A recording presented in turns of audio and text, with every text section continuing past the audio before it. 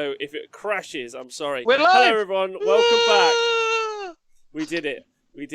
Let me just sort out some things. Apologies, Should we play everyone. Top Loader? Would that help? Not in the light, any of those words. You know, so the only real talking I do now is on the show because I see no one. Like, and then I go on the show and I'm like, be fast and talk quick. And then I start talking. I'm like, you've not used this for so long. I'm just silent for like 12 hours a day. Anyway, hello everyone, welcome back. Apologies to everyone about that. Sorry, loads. Let me just fix some things going on here. I'm very shiny now. That's useless.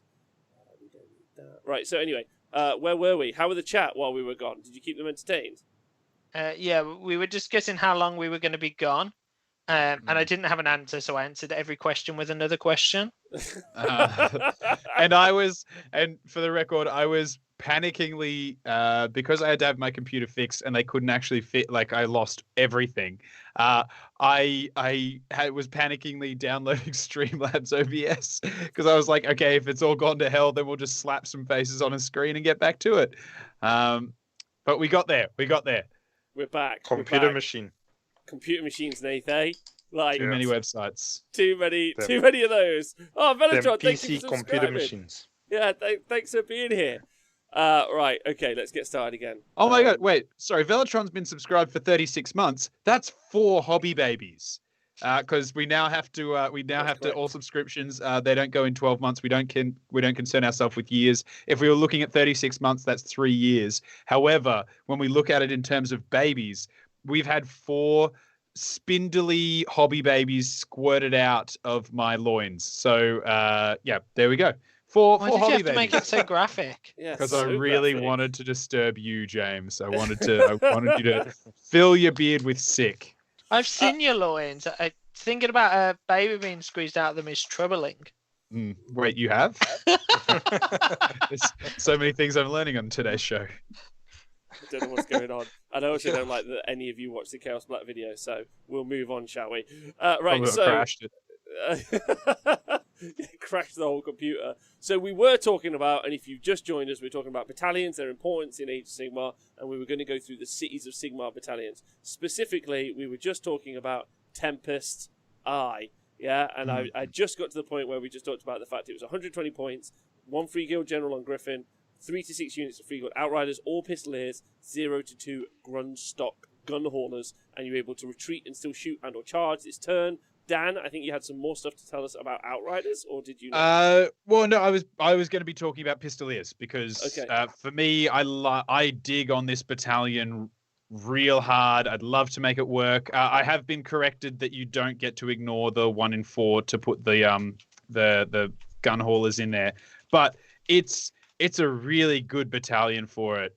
You can get like just being the fact that this army bases so heavily around shooting, and to be able to shoot, and with Pistoliers you can shoot and then charge and shoot again. They are just spectacular for that. Yeah, well, also when we did get to play, MJ Pegasus just reminded me when we did get to play, we got to watch Joe play at Sheffield Slaughter. We did get the rise of Johnny Two Guns. I don't know if you guys remember him. He was by a rock. It was a great old time. No, that wasn't. I don't think that was. I think I commentated on that. That was so Sheffield. I don't think that was Sheffield Slaughter. It was. I remember. Because Joe's army wasn't painted. It was just covered in loon bands. It was what I'm going to do to that Sinesh piece. You just sprayed it grey and then dry brushed it. I'm going to do that. I think you'll find he told me they were fighting at night. Did he genuinely say that? Yeah, we sat down and I was like, oh, that's quite... he was like, you'll love or you'll hate it. Put it on the table. I was like, oh, it's all Pistoliers. That's great. I was like, interesting paint scheme. Concept army. And he went, no, they're fighting at night. That's a concept. And then put all the loom bands on them. I was like, oh, you ruined it. You ruined it alone. These are the glow stick sort of things. Rings. But number one, we're all in agreeing that number one, this isn't a very seen army, but it's a brilliant Warscroll Battalion. Yeah. Yeah, like absolutely brilliant. Like actually super competitive, I think. Like, well, it's the the Pistoliers are the crunch of it, right? Like each of them gets to make 2 shots, 4s to hit, 3s to wound, rend 1, damage 1. Then when they charge, it's not that they get to shoot in place of their attacks. They get to shoot after they finish the charge, I believe, right? Yeah. When they make a charge move, it can shoot, which means that say you've got all of those units, you can be charging and wiping out what you charged at and then piling into something else, piling onto an objective, using it to tag, and then retreating in your following turn, shooting, charging, shooting again. It's just rinse and repeat with a ton of bullets. And in combat, they're not fantastic. They're not going to be winning any awards, but they've got 4 attacks between the rider and the horse each, which is pretty decent. It's enough. Yeah. You just drown your opponent in shots, right? And fast moving shots. Yeah. Like a double turn, it would be like 4 rounds of shooting from the Pistoliers. Yeah, and you'd be like. It would be so annoying. It would be such a fun army to play. And also, like, yes, the Outriders and the Pistoliers models aren't the best, but there must be some mounted sort of shooter boys. Oh, JJ, thanks for subscribing, baby. Also, Happy New Year. Love that JJ guy. So good looking. It would be such a good army to put on the tabletop, and it feeds in with Tempest. Don't forget, they get that plus 3-inch move at the start of the game on turn 1. They also get +1 save turn 1 as well. So this army is super fast and a little bit more survivable turn 1. And you can max this out. You can go straight to 2,000 points in this whole army. Now, obviously, the inclusion of the Luminarch is obviously a good decision because then the whole army hits +1. But whether or not they might run away from the Luminarch's probably won't buff keep range, up. Yeah. With that Hurricaneum as well, by the way. So I think last time... Oh, sorry, the Hurricane. Sorry. What did I say this time? Luminarch. Yeah, I think I'm losing my mind. But you could, yes, +1 to run also. Oh yeah, you also get +1 to run in Tempest as well. Is another buff. Thank you very much, Agile. Also big love to you, Misha. There's loads of overlapping buffs. So obviously these Warscroll Battalions are great ones to look at first as we look at the Warscroll Battalions in the weeks to come, because these were kind of designed into the sub-faction they fit into. But yeah, this one is. I think this is like an out-and-out... I would want to see this as like a one-click bundle, because I could see someone just being like, yes, to that army. Do you know what I mean, James? Yeah, I think it's exciting to look at. I think if you converted it and painted it well, like, it's exciting. It's a whole cavalry army. It's proper old school. It's kind of still a bit rank and file, but also like super, super technical. Like, I think it's just a cool battalion, and the battalion, like, everything in that battalion is good. Like, when it overlaps with itself, yeah, I think so. Yeah, well, everything in there you want, right? So, like, if you're just taking Pistoliers, you're like, cool. So I'm taking a general who's buffing those Pistoliers, and then I'm taking a whole load of Pistoliers who all get the benefit of this. Like, they all want to be able to retreat and shoot. Yeah, it's super good, and and also the ability to like do alternate models. So I think Grinaldi was saying that he likes to use squat bikers as Pistoliers. Mr. Tiga was saying I've converted my Pistoliers so they're riding wolves from the Space Wolf line. This is comfortably like one of the coolest like alternate model ranges. Like, I guess if you wanted to, you could easily argue that you could get like some wood elves, like cavalry wood elves. And you could have those instead of Pistoliers as well, and like a forest dragon, which is you could really design a cavalry army with this in mind, and just use other stuff, and everyone would be cool about it. Do you know what I mean? Like, it would look great. So really into that. I think they've done a great job with that personally. Nathan, you got any thoughts on this one, or? Yeah, super strong battalion. Just doubles down on the ability of the Pistoliers. So, I mean, if you're going to go competitive, you're probably just going to max out on Pistoliers. The Outriders are all right. You might have a small unit of them, but it's the Pistoliers there. You want to see them charging and charging and charging and shooting and charging and charging. Because that shooting at the end of the charge phase gets around to where strikes first, all of that sort of gubbins. So, yeah, it's just great. Yeah. I think this would look really good. Also, a good point being made by Pete in the chat. The Admech Dog Cavalry would be quite cool. Very expensive. Ooh, yeah. Very expensive, but that would look awesome, cool as well. Yeah, I think you could do some super fun stuff. If somehow you could get, I know, some like Sisters of the Watch on top of some Wild Riders, that would look funky. Like, you know, or some alternate arms for Wild Riders, that would look fun. So yeah, there's some. That would be the Tempest I want is great, really really good, and also very underplayed, very underplayed. Yeah, you don't see it often, which gives it a nice little surprise factor there as well. Yeah. So I think that's cool. It probably stands out for me as maybe the best here, but it's really good. So next up, so pass from all of us, maybe best one in it. Yeah, maybe the best one, definitely. Big. I guess the only thing that I would say, for me, it's not the best.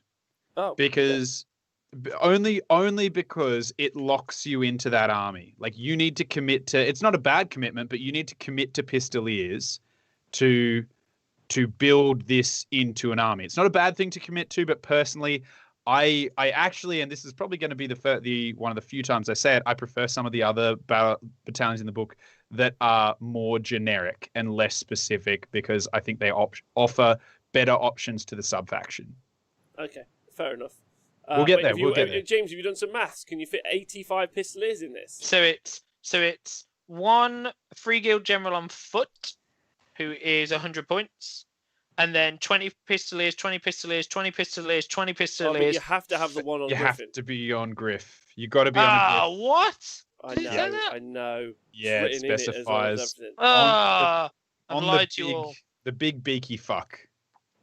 Zydeguy points out that these battalions, they also have great names like themes or titles. Any of them could be big ass box themed army. That's one of the weirdest. That's one of the weirdest things about the Christmas boxes or the whatever they might be. They literally have these pre-made battalions. They could be like, cool, we'll do you the Windrunners battalion as a box set. Here you go. And they're like, nah, we won't do this. We'll just put random stuff in. Also, here's a Gargant. Yeah, makes no sense. So I've redone the maths. Yeah. It's Free Guild General on Griffin then, 320 points. Yeah. 20 Pistoliers, 20 Pistoliers, 20 Pistoliers, 15 Pistoliers. So 75 Pistoliers. You can there's no difference on that tax. So you could split them up into whatever to get to the 6 and still have it. It's 1940 points, so you could buy a command point, I guess, to pass a battle shot. You pay for the battalion as well. Yeah. And the battalion, sorry. Wow. See you later, man. It's big love. 75 Pistoliers and a general. How many shots is a Pistolier? 2. 2 shots each, so 150 shots. Twice a turn. And you're charging, so you're firing twice. You're only 9-inch range, though, which is the problem. So you're going to have to be close. But how fast do you move? Doesn't matter. You move 12? +1. Plus 2 Tempest you get extra move as well. Extra 3. Yeah. So do they move 12 base? They move 12 base. So 15 inches move. They shoot 9. And so we got a 24-inch range. Can they run and shoot? They can add 1 to their charge. Oh no, because they can have the artifact or the command ability. Sorry, so they can pick a unit and that can run and shoot. So you can have a 6, which you can add an extra +1 to, so it's 7. So plus another 1 for your musician. And so they get 1 to their charge rolls. Add 1 to their charge rolls, but they can also inbuilt on their war scroll rerun all run and charge rolls for every Pistolier's unit. So basically, you could just take 20 and stick it right in your opponent's grill turn 1. Yeah. And amazing. I'm in. Yeah. Only Outriders can run and shoot. Only not what my war scroll says. Oh, no, there's a command. Command ability as well that helps with that. Yeah, there's a command ability that you get in Tempest. You can pick a shooting unit wholly within 12 inches of the general, and that unit, not general, the wholly within 12 inches of the character, which would be the Griffin, and then you can also run and shoot with that as well. And not forgetting, you can also retreat and charge with these guys as well. Hilarious. Hilarious. Retreat, shoot, and then charge and shoot. So your opponent's like, yeah, I got you into combat. I killed like 10 of your 20 Pistoliers. How do you feel? And you're like, I feel like I'm going to take 3 steps back, shoot you, and then charge you and shoot you again. And then fight you. and then kick your teeth in if there's anything left to kick your teeth in. And you'd be like, oh. This is actually a great battalion. This is a great battalion. Yeah. Like, this is super fun. What I would do Go on, Dan. If I was building this list, is I'd sneak in enough points for a wizard, like a Haish wizard, so that they can cast on that 20-man unit you're going to fling forward the Sig spell that just lets you be -1, your opponent's -1 to hit them. So you're like, cool, you're also -1 to hit my Pistoliers. There you go. Here's 40 wounds of double shooting hate. Yeah, also, Grinaldi's just done the maths for us. 300 shots, 150 will hit, 100 will wound, rend 1 against a 4-up save. So 66 wounds will go through against a 4-up save turn 1. So you'll kill a unit of Liberators dead, Dan, in turn 1. Mm-hmm. That's okay. I like that. But then you can give them reroll 1s to hit as well. And then with the artifact on your general on Griffin, reroll, I think, 1s to wound or +1 to wound or something like that. Wound. Yeah. It's great, easy, and especially if you were doing it that way, if you're flicking forward 40 wounds a turn, your opponent can't get through that. So every turn you're basically a Russian commander at Stalingrad being like, send in the next wave. And then another wave of Pistoliers go through, and then they retreat and charge again. And you're like, another wave. And the guys on the horses are like, God, I'm really glad I'm in the 4th wave, because this would suck if we were at the front. Yeah, but the guys in the first wave had a great time. They're firing guns like it's going out of fashion. Yeah. Plus they're also finger gunning everyone, which I love. Yeah. Just like this. Also, it would be so much fun to buy like a cap gun, which is something we have over here in England, by the way, everyone in the US, apart from like actually murdering each other. And it's and you just, a cap gun is where you just put like, it makes a noise, and how fun would that be? You could just take it with you. You could be like, pow, pow, pow, dressed like a cowboy. I'd be so into that. Yeah. Or for those who've seen Auntie Donna's Big Old House of Fun, a cowdoy, which is a reference only people who've watched The Greatest Show on Netflix will get. Yeah, well, you should, and you're missing out. Moving right along. Okay, so next up, so we all get a pass for that. Hallowheart. So Hallowheart have the White Fire Retinue, and Hallowheart, this is 140 points. It's 3 to 6 hero wizards, so it's super broad.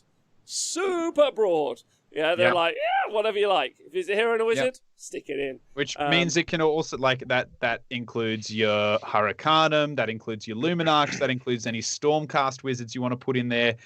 Banging. Yeah, this is me on Tinder. Like, I'm like age range, max to max, range max to max, whatever you like. Just full range. Full range. Whatever goes. Men, women, yeah, the horse they ride in on, yeah, anything. What if they come in on a camel? I'm in. 2 humps, better than 1. Come on, Tyrion, get in. Anyway, so 3 to 6, but you have to take minimum 3. And for this, you get +1 to casting and unbinding rolls if they're within 6 inches of a friendly wizard from this battalion. Okay, so +1 to casting and unbind rolls if they're within 6 inches of only one friendly wizard. And obviously this is devastating because Hallowheart, all of the wizards get immediately an additional cast. So now they're go on, Dan, sorry. Oh, I was just going to say, I love a Hallowheart list, and this, it just sits in it so strongly. It's awesome. So yeah, they get the extra thing, but then they've got that wonderful arcane channeling command ability, which at the end of it, these guys, you can make casters that are better than Nagash out of a battle mage on foot, and it's great. It's so good playing Hallowheart, and Nagash casts, like, you cast stuff against Nagash, and he's like, I'm plus whatever to cast. I'm like, my piddly little battle mage here who learnt magic from his pa on his farm while tending to his sheep has more bonuses than you, Supreme Lord of the Undead, Nagash. You can sit down in your little throne and stick your big old sword up your bony bum. So he got lazy. Yeah, he did. He was too confident. So for those who don't know, the command ability is arcane channeling, and you pick one Hallowheart wizard, roll a dice. The wizard cops mortal wounds equal to the roll, and then until the start of your next hero phase, you get to add that to the casting roll made by all friendly Hallowheart wizards within 12 of it. Now, you wouldn't choose a small wizard, but what you would choose is your big old... if you're taking it without a Celestial Hurricanum, you're making a mistake. Because then what you have, your Celestial Hurricanum gives itself and all the wizards around it +1 to cast, plus you get +1 from the battalion, and then a minimum of +1 from that arcane channeling. So you're at +3. Your worst day is +3 to cast. But then you've also got a spell that goes off on a 6 that heals a unit D6 wounds. It's spectacular. So you can just keep, and if you're clever and you take the Emerald Life Swarm, because your Cities of Sigmar, it always activates on the higher level. So you've got this like spell battery that's just casting an unprecedented amount of hate. Yeah, it's really good, and it's obvious that the Whitefire retinue was obviously built like more so than some of the other Warscroll battalions. It's quite clear that this was designed with all of the overlapping buffs. Like it shows how good they can design Warscroll battalions when they understand what it's meant to do. They're like, this is the wizardy one. They're like, no problem. I'll design this battalion like you wouldn't believe. Done. Great. Yeah, but then they didn't know that Trogs existed, and they were like, still Trog herd. It's like, so for me, like when I was saying that I didn't think that the Tempest one was the best. The reason that, for instance, Hallowheart jumps out at me as one of the strongest is that if you just want 3 wizards, but I mean, I think 3 of the worst wizards are casting 6 spells with +3 to cast every turn. Like that's your worst day with a Hallowheart casting. I think I'm like, that's awesome. The Whitefire isn't that expensive for it. Now, the flip side, it doesn't reduce your drops like crazy. It's not going to help you in that regard, but it leaves you with a hugely open and flexible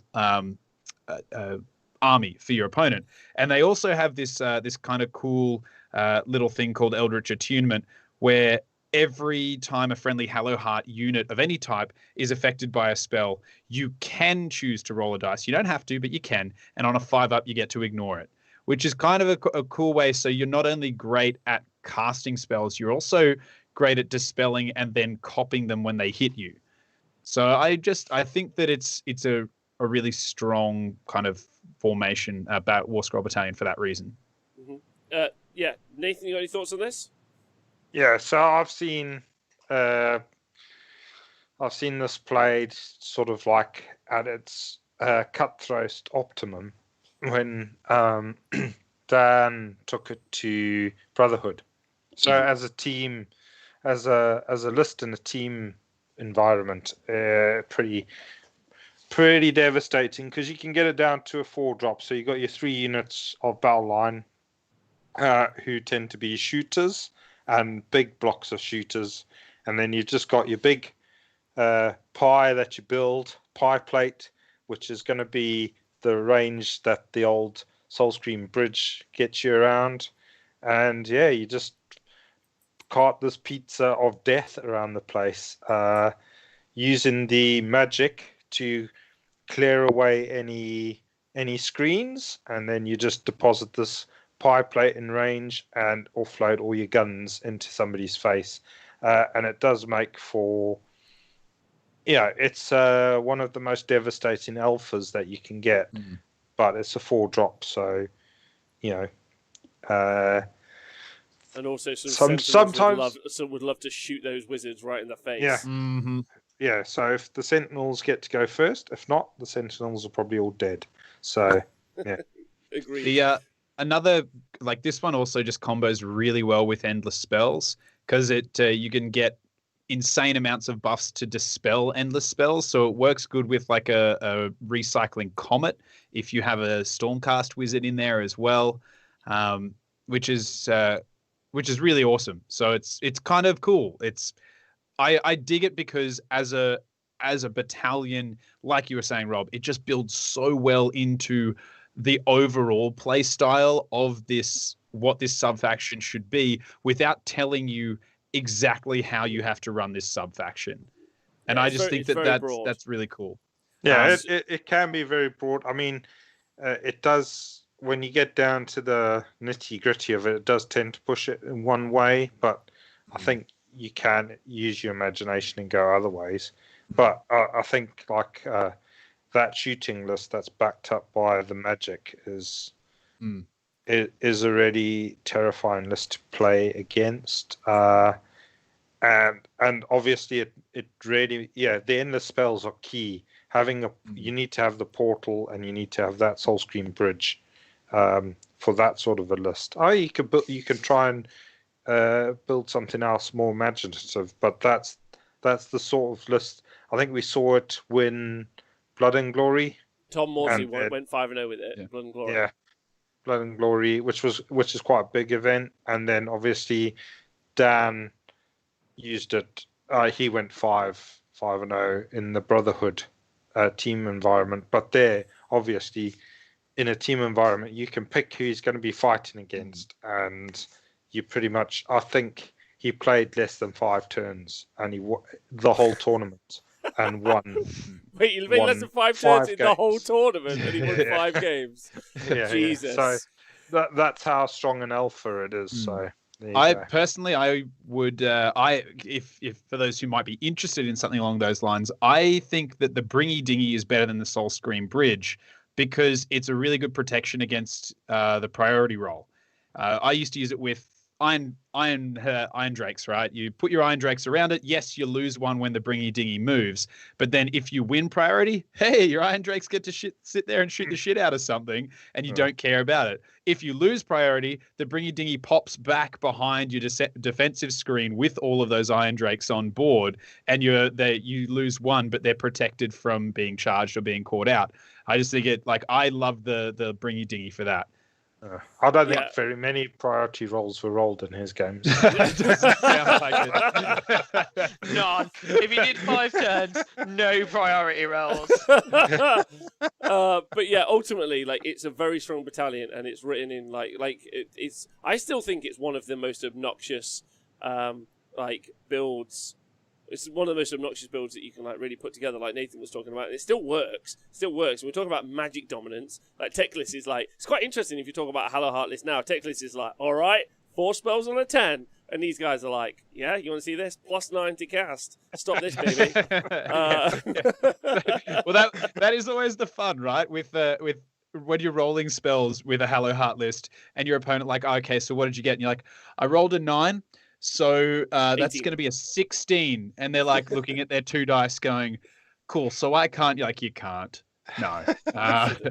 There was one game where I was playing against Nagash, and I rolled my dice, and he was okay, so what do I need? And I'm you can't. And he's I've got +5 to dispel, whatever the hell it was. So I was yeah, you can't. And he was okay. I'm yeah, eat it, Nagash. This little sorceress is standing down there looking at him being ha ha, racist swords to your face. Well, I've played against it a few times, and I've seen it played where he's eaten at the first dispel or whatever, however many dispels the army has got, and then he's just well, there's no point in me throwing any dice. All of these spells are cast because I can't fail to cast these spells. If you've got no more dispels, we'll just say they're all cast. So this is happening, this is happening, this is happening, this is happening. Take those toys off. This is happening, take those toys off. This is going here. Can you take these toys off and those toys off? Nice game, 20-0. So, Nathan, it sounds like you really love this list. Do you want to play with it? I like playing against it, actually. It's proper mind. It's a proper problem. So, I mean, it is fragile. Once you get into it, stuff dies. But, it's a real brain. It's a real thing that you have to unpick the lock. And then once you get into that juicy center, you smash the hell out of those little fuckers. But let's get into them. Because they're just all wizards. Just being oh no. This is a disaster. Okay. So big love to the Hallowheart Warscroll Battalion. Very, very, very strong and very free as well. You can choose your combination of characters that you want to put in there as well, heroes or wizards. So there's loads of options. You can even include the Stormcast wizard. A little bit worse now, you can't take more than 3 endless spells. So that's something to be considered because, that Soulscream Bridge was so important, but then you're losing out on some damage spells there. But very, very fascinating. having that in there. So there's still loads to do, so we're fucking taking forever. So sorry, lads. No, not me saying you guys are, because I'm loving it. It's just I'm glad we didn't try and do 2, right? Yeah. So then Living City have got the Viridian Pathways, which is 140 points battalion, right? It's got a Nomad Prince. It's got 3 units of Wildwood Rangers. It's got 0 to 1 units of Wild Riders. So James, this is one of your like, who gives a fuck battalions, but like, you know, like let's just talk about it. What you get is you get to add 1 to charge rolls when you're set up on the battlefield using the Living City trait, which is you can have stuff off the board and you can set them up in the hidden pathways. Ooh, the hidden pathways. You can add 1 to charge rolls when they're set up on the battlefield using the trait, which is not too bad, I guess, but is not good. Compared to +1 to cast, which we've just previously had, this is one of those ones where you just skip over it. Also, important points to note, the Nomad Prince, not good. The Wildwood Rangers, also not good. And then finally the Wild Riders, with or without shields, doesn't matter which one you're talking about, still not good.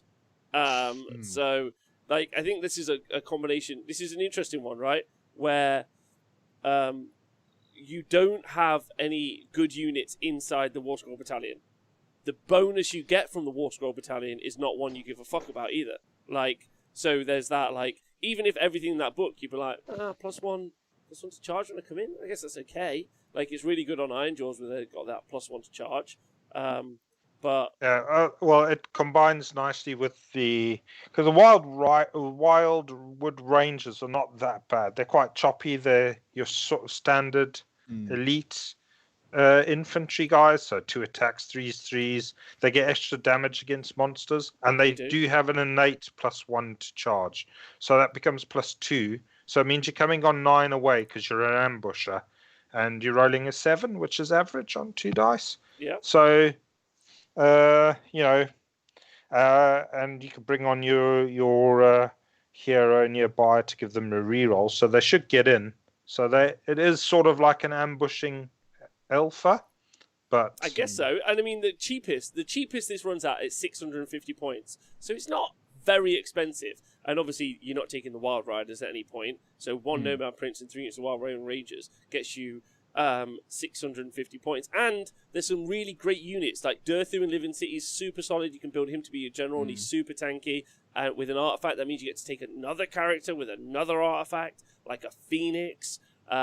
Which would work quite well. A Frostheart Phoenix would work quite nicely in that as well. So you really could like slip that little like unit in, and like Nathan said, maybe it's kind of like a cheeky way of doing like keeping your opponent honest and be like, don't leave that monster out, or these 10 Wildwood Rangers are going to come and like marginally attack him.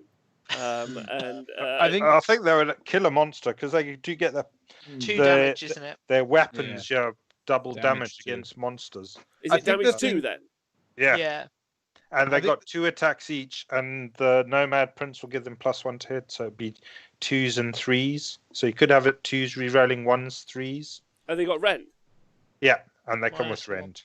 Oh, okay, all right. I'm into this now. Go on.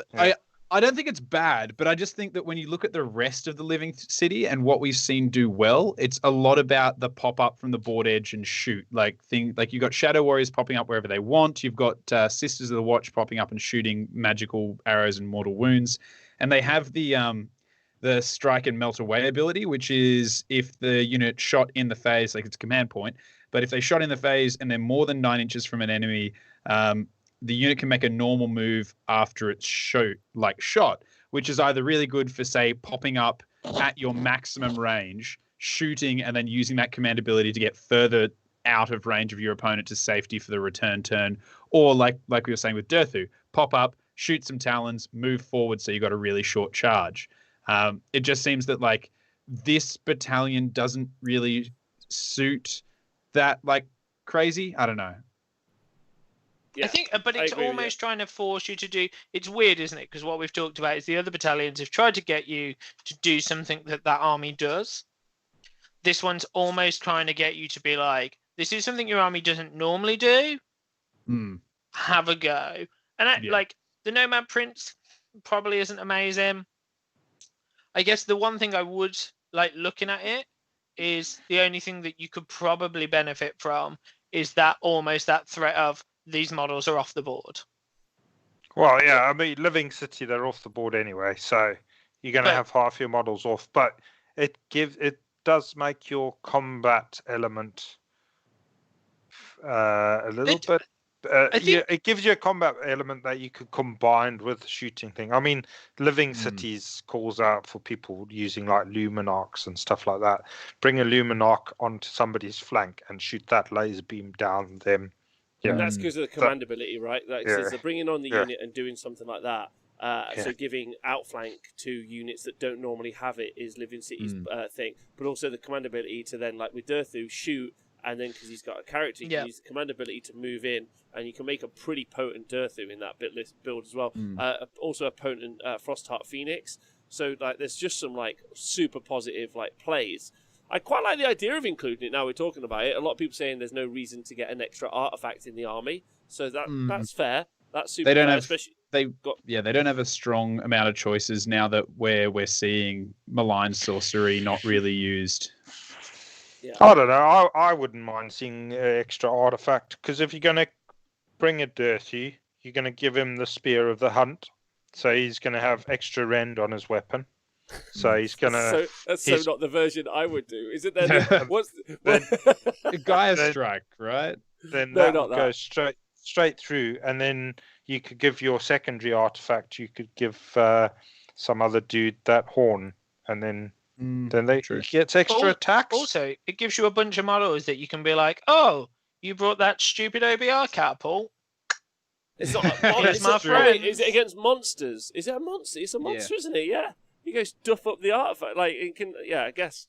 Okay, you're convincing me. They're pretty good against just normal stuff, but if they do get hold of a monster, it does tend to die straight away. Yeah, I think the thing is, isn't it? Looking at their war scroll, they're kind of paper. Like they're a 5-up save. They're kind of paper, but actually most. But they're not on the board. Most. Yeah. So most things they hit. So if they're in 10s, it's 21 attacks because the leader gets an extra one. He's getting 3. 2-inch range, so they're all hitting.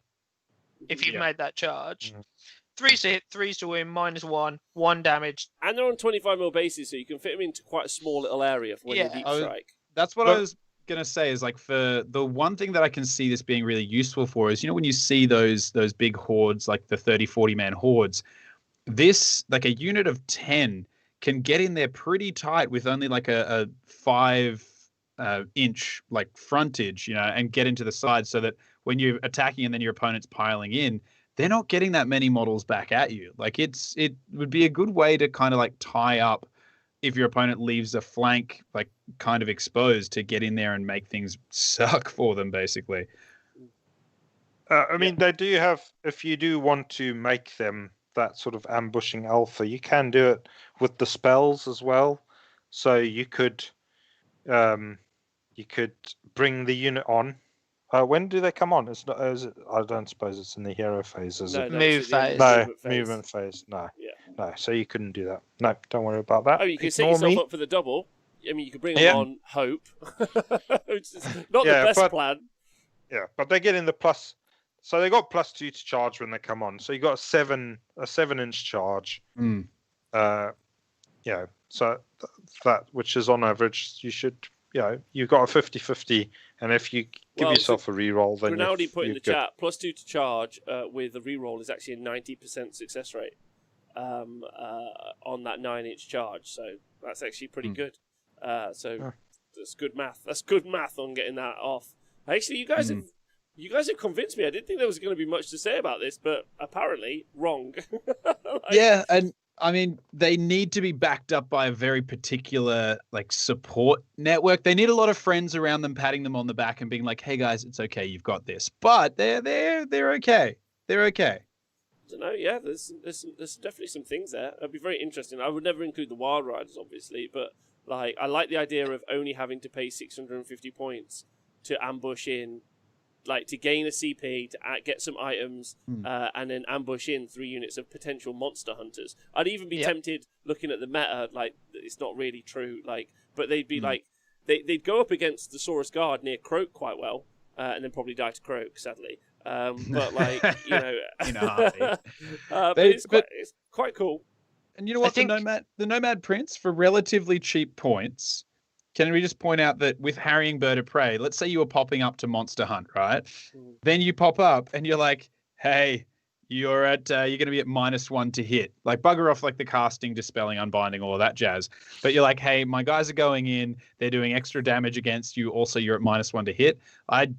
You know what? He's not great. Don't get me wrong. Not great. Also, he's an elf.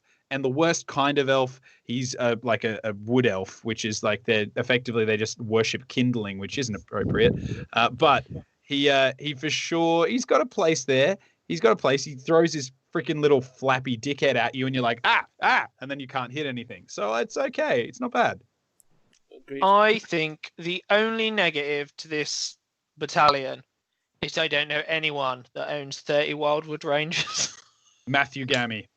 There you go. Mr. Gammy of Australia fame. I don't know if he still has them, but I'm almost certain he used to run them in... There were some models, though. Yeah, great models.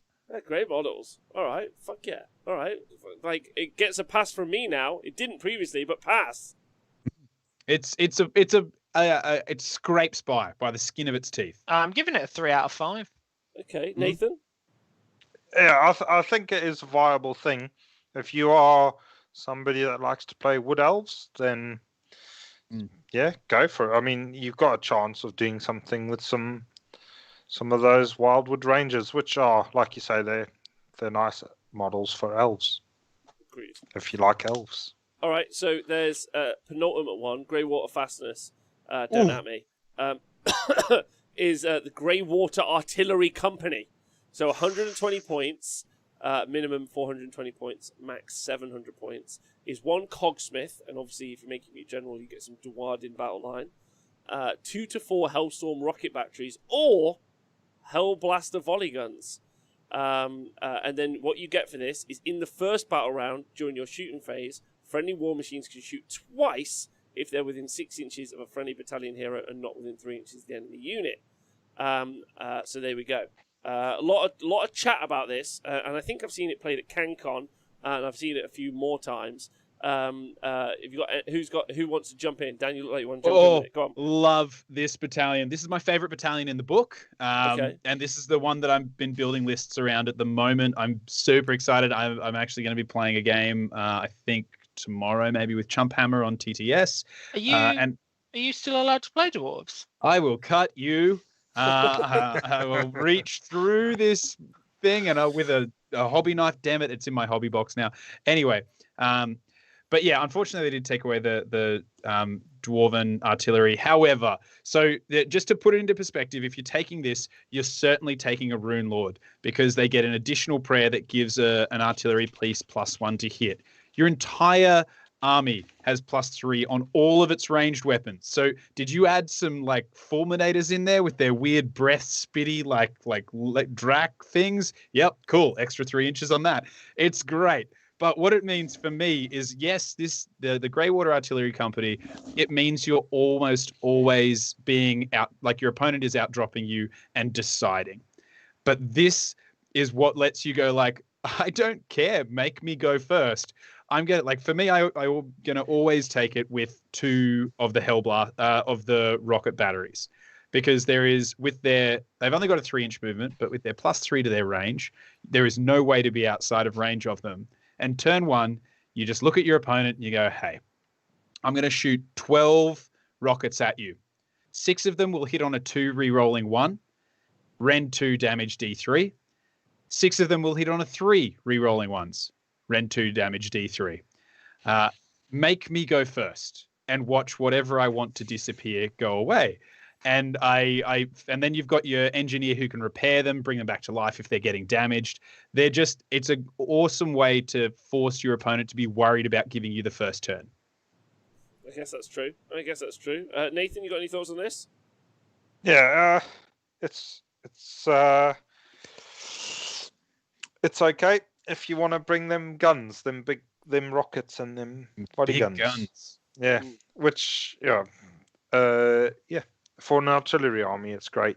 I think Greywater is quite an interesting city that we don't see very often. and I think like that +3 thing, that's super good in the Greywater. I mean, that on fucking gyrocopters is really good. Amazing. Yeah. Steam guns suddenly being like, hey, check this. Yeah, I could shoot all of these models instead of just all of those. So, but yeah, it does. It is a nice way, like Dan says, of forcing your opponent to think very carefully about that first turn, and also on their deployment against those against that artillery. They're going to be you're going to push them back into corners and stuff like that. So yeah. That's true. Yeah, I mean, I don't know if it would delete anything. It's obviously much better. Like the output isn't going to take out like hordes, but it will take out like a monster range, which I think is fun. And it's whether or not that's the cost is like is put in there, obviously, because you're looking at the points. It's 700 points if you max it out. Although I don't know what the Hellstorm rocket batteries are plus the Cogsmith, but it's like it's expensive, right? Like it's a lot. And like, yeah, you would delete, let's say, a monster maybe quite well, or you'd be quite likely to. But you know, you're looking at the price of Archeon, and do you take out Archeon for that?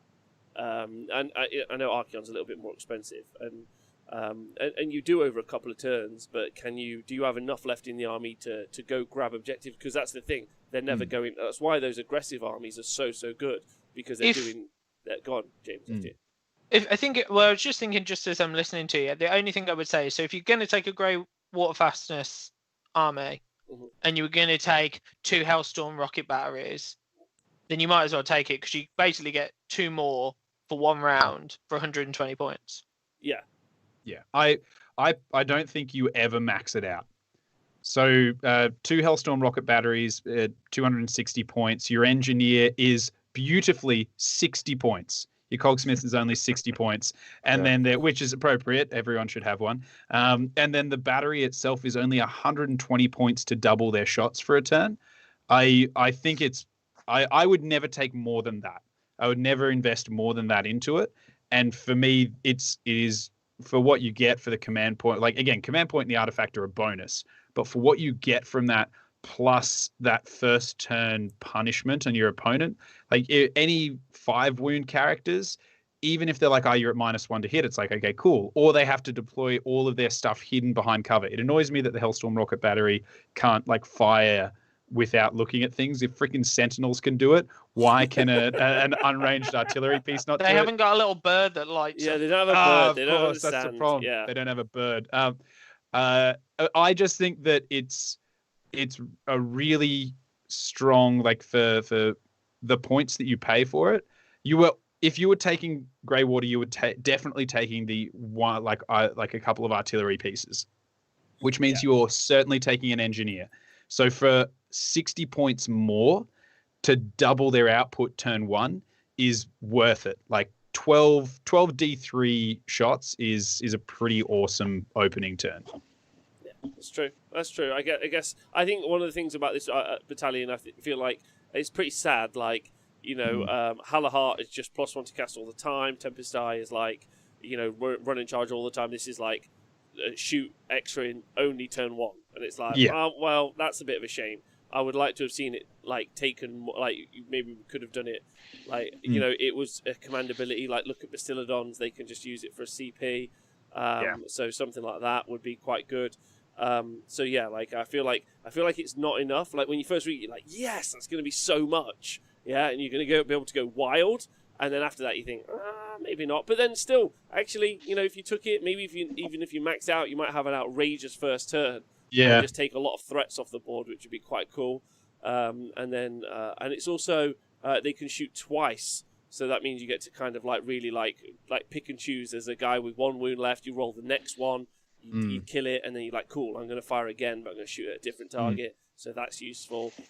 So yeah, I think they're pretty good. It's pretty good. Does it get a pass from everyone? Yeah, I think if you're taking Greywater, you definitely going to think about taking it. I mean, Greywater are great also because they buff Iron Drakes and handgunners and stuff like that. Yeah. So makes them pretty scary. And like we said, all the the helicopters become pretty good. The gyrocopters. So yeah, they are competing with other good stuff, but yeah, you don't often see Greywater. No, and I'm excited for them. They're another one where, like, what is it? 260 plus 60, so 320 plus 120. So it's 440 points for a hero, 2 shooters, and then the battalion. And I know that's a quarter of your army, but it means the other 1,500, like, even if you don't want to take Iron Drakes or handgunners or something, you can build the rest of your army combat. That can be your only shooting. But that is a pretty tough artillery park to just leave plinking away and popping 5 wound models, clearing chaff screens, like emptying out objectives. I think it's pretty tough. Okay, yeah. So the last one we're going to do is the Phoenician. So it's the Phoenix flight. Yeah. So again, you've got to be locked into Phoenician as well. 130 points. You get 1 to 2 Frostheart Phoenixes, and you get 1 to 2 Flamespire Phoenixes.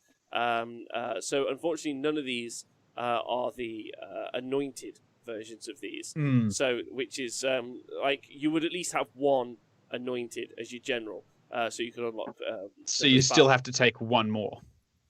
Yeah, you would have to take 1 more. So that means you would it's a bit rough, really, because you spend 130 points and you're gonna have a Phoenix. I mean, you could have an anointed on foot and just go for pure because the 2 Flamespire Phoenixes are only 200 points.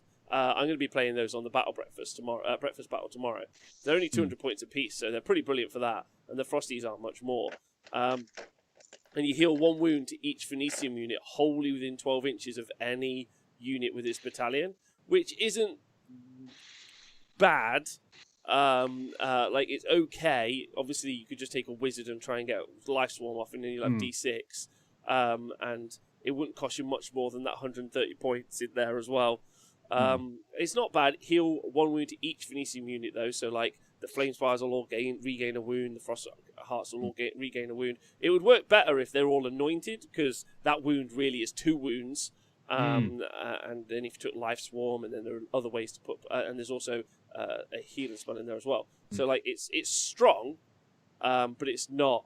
I don't know. I don't think it's over the top. James, you got any thoughts on this? It's an interesting one, isn't it? I think so. What did we say? It's 200 points for a Phoenix, anyway. Well, for a Frostheart, for a Flamespire Phoenix, not an anointed. Yeah. So that's a harder one, isn't it? I guess it would depend on your list. Like if you want to take 2 of these and then literally, just fly them with your army. You could take the 2 Flamespires. There's a good chance they're going to come back. They're still part of the battalion. You could literally just fly them with your army as a bubble for healing, I guess. I think for me, that's the benefit of it. The Phoenixes are okay. They'll fight. They'll do some damage. But actually almost as just a nasty-ass heal bubble. Yeah, but what I really want to see is, I'd like to be able to go all Frostheart or all Flamespire. And I get what you're saying. Go on, Nathan. I'm going to interrupt. You can take it with the anointed on. Oh, can you? Because looking at the actual war scroll, it is in bold. So the keyword Frostheart Phoenix and thingy Phoenix. Well, that changes things up quite considerably because you could Flamespire. Yeah, because then now that heal 1 wound is actually a big deal. Because if you took let's say 4 Flamespire Phoenix with anointeds, that's going to run you 300 points. It's going to be 1,200 points. Plus the battalion tax of 130, so that's 30 points. But then each one of them would heal a wound, which would be quite cool. A turn, and really their job is to tank. But the thing is, it's not enough of a bonus. It's just heal 1 wound. Look what happened.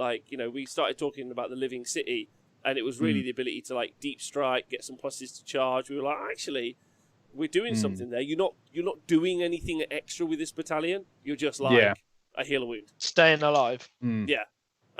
And I would say that if someone's coming up against this, I know that this isn't exactly how it works, but when was the last time that if someone's killing a Frostheart or a Flamespire Phoenix, they killed it by 1 wound? Whether in the turn they kill it or whatnot. I know over a game that means that they could potentially heal back 5. But if I'm aiming to take out a Flamespire Phoenix or a Frostheart Phoenix, everything's into it. Like I'm not good because I know how hard they are to kill. I know that they heal. I know it's in a Phoenix, a Phoenicic army, so it's going to be a pain in the ass and come back potentially and heal up. So I'm putting a lot of shots and a lot of hate into it. So I just think that potentially 1 wound isn't a lot. Even if it was D3, like pick one of your Phoenixes within range of another one and it heals D6 or D3. That for me would be a more interesting, or it heals one for every, like you pick one of them and it heals one for every surviving Phoenix from that battalion still on the battlefield. That for me would be a much more usable mechanic than one per Phoenix, because the odds are only one of them's probably wounded at any given time because your opponent is focus firing one off the board a turn. True. Yeah. I think like this one seems like I mean, you could at the end of the day you can take 4 Phoenixes.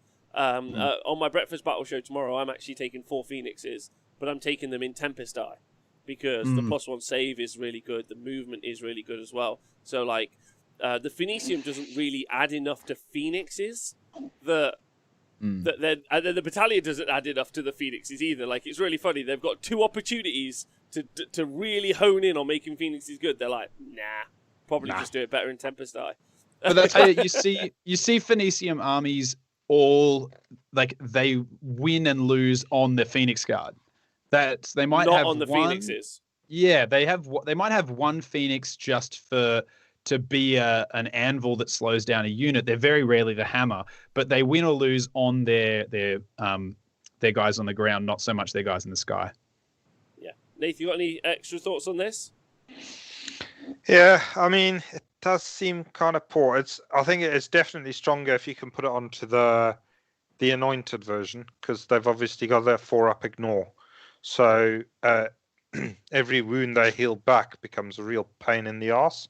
They do in their spell lore. They've got access to healing as well with their Golden Mist spell. So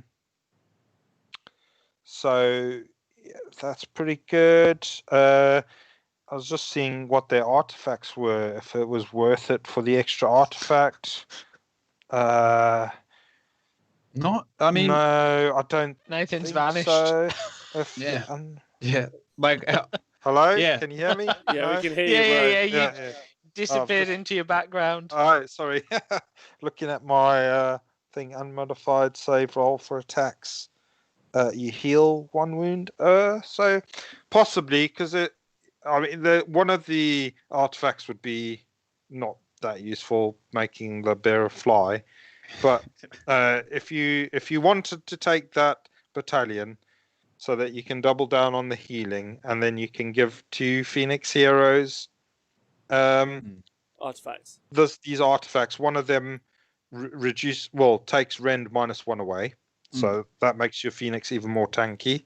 And then the other one is some ashes you can take with you, and if you make an unmodified roll of a 6, you also heal another wound.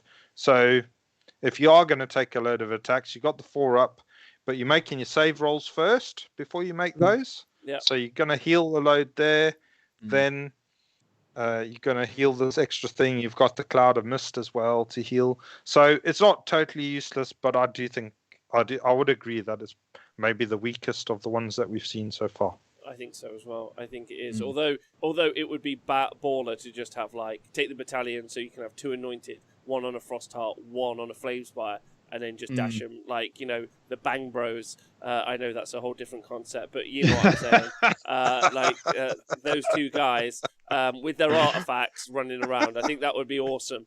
So I think that would be super cool. Even if it was just two Frosthearts anointed, because they're just so much better, and then the 2 Flamies running around on their own.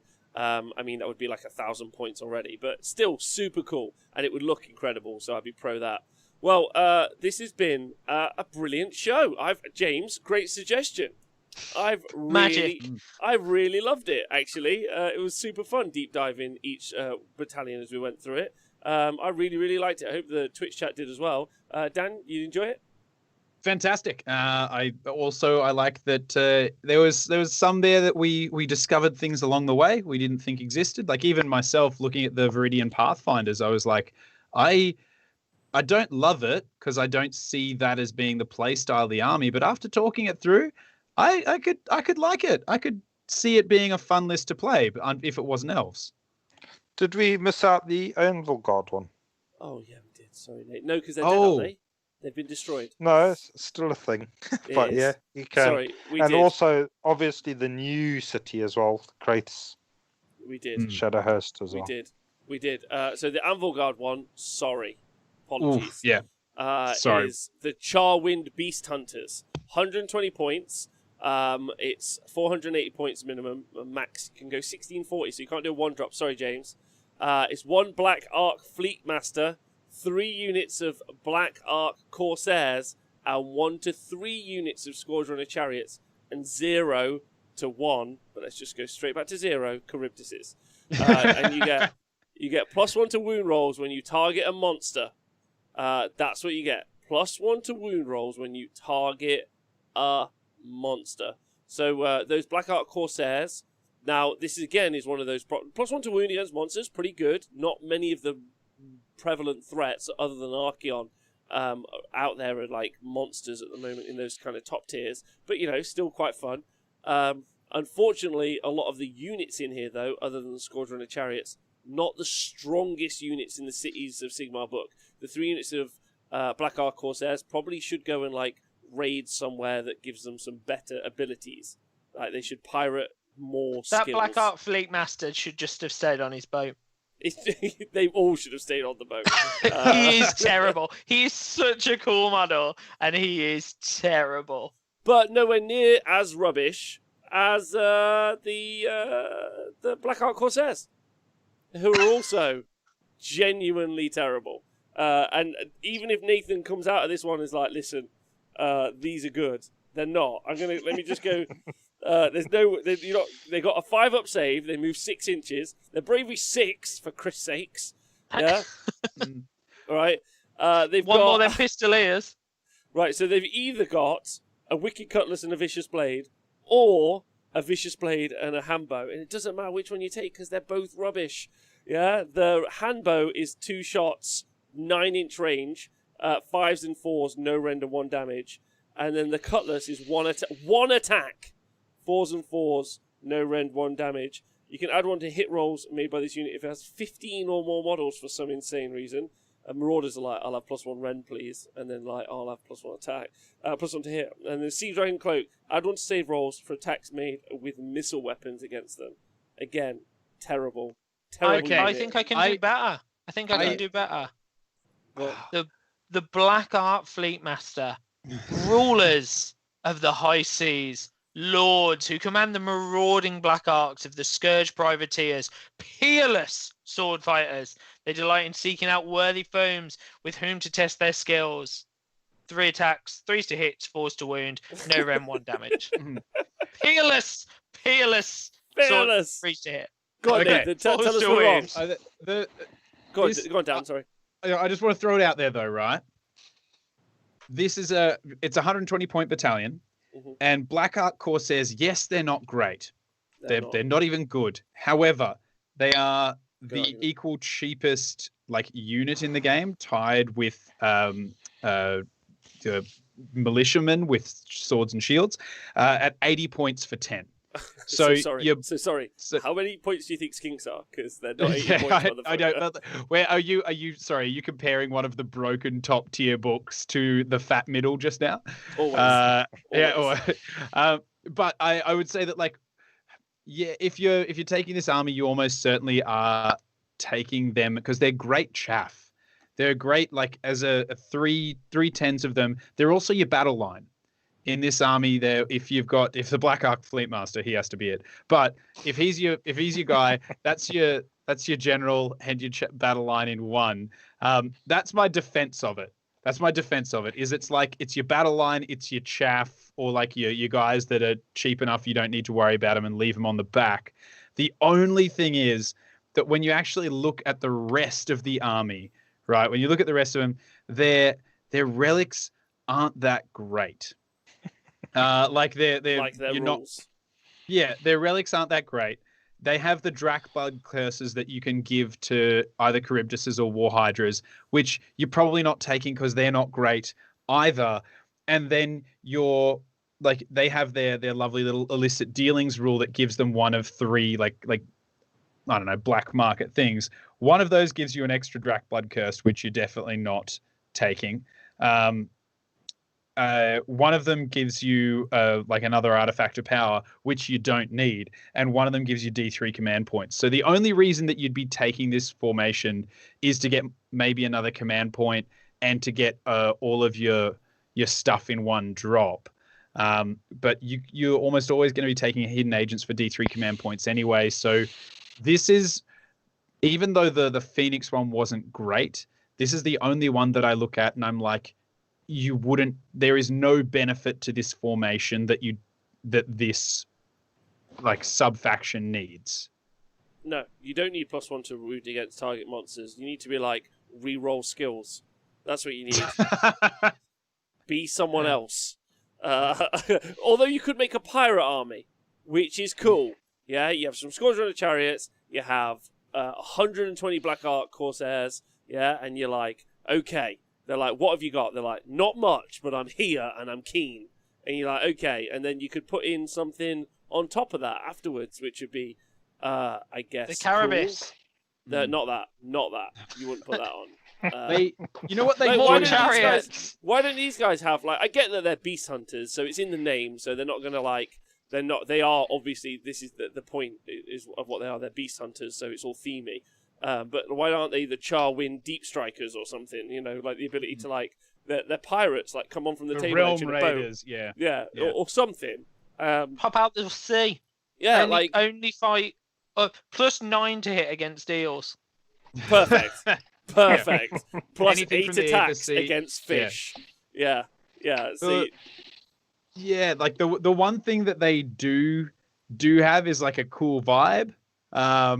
Good on you for having a cool vibe, Black Ark Corsairs. And if there's some credit to give them, it's that they have an excellent use of a rule that we never see. They're purchased in 10s, and they have a rule that is like they get better when there's 15 or more, as opposed to every other one where it's like 20. If you have 20 or more, they get this, and you have to buy them in 10s. So you're like, okay, I need to buy 30 to know I've got that rule at least into the second turn of the game. Otherwise, my opponent's going to kill one model and take it away from me. Now, It's not a good rule. It's not good, but it's nice to see that as an example of like, oh, okay, cool. So I need 15 to do this, and if I buy 2 units of them together, I get 20. I don't have to buy them in 5s. Yeah. I mean, ultimately, there's not much here. Obviously, Anvilgard, you have access to Vitriolic Spray, so you got the ability to take a save completely away from someone, but you're pretty much without bonuses to cast, other than a Hurricane. I'll get it right one time. Then you're just rolling in your pants. So that's pretty scary for trying to get Vitriolic Spray off, as well as the Vortex that you're going to need to do as well. So look, that's it. That's all we're talking about today. We're done. Yeah. No more. Right? No more for all of us. Yeah, it's been a pleasure doing this. Next time we'll do a even better job. I'm excited. Let us know which battle tome you'd like us to do. Dan, thanks for being on the show. James, thank you so much. Excel. Nathan Prescott, thanks for being on the show. Thank you for having me, sir. Thank you. The real question we need to ask before we go is James Rowe, the Undergargants. 2021, don't disappoint. I'm on it. Okay, all right.